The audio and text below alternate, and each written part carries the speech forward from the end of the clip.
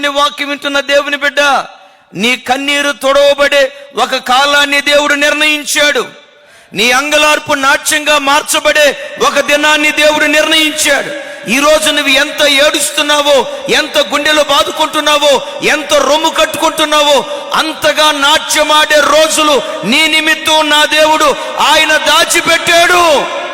నీదైన రోజు వచ్చే వరకు, నీ స్థితిగతులు మార్చబడే ఆ దినం వచ్చే వరకు ఓపికతో దేవుని సన్నిధిలో ఎదురు చూడు. నేను ప్రకటించే దేవుడు ఎవరో తెలుసా? ఆయన కొరకు కనిపెట్టు వారి పట్ల తప్పకుండా ఆయన కార్యము చేసే దేవుడు. రాజు కొరకు కనిపెట్టి సిగ్గుపడ్డావేమో, ఎమ్మెల్యేల కొరకు కనిపెట్టి సిగ్గుపడ్డావేమో, మినిస్టర్ల కొరకు కనిపెట్టి సిగ్గుపడ్డావేమో, బంధువుల కొరకు కనిపెట్టి సిగ్గుపడ్డావేమో, వారి కొరకు కనిపెట్టి సిగ్గుపడ్డావేమో, కానీ నా దేవుని కొరకు కనిపెట్టి సిగ్గుపడిన నరుడు నేటి వరకు లేడు, రాగల కాలములో ఉండడు.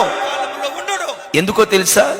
వారు ఆయన తట్టు చూడగా వారికి వెలుగు కలుగును, వారి ముఖములు ఎన్నడూ లజ్జింపబడవు.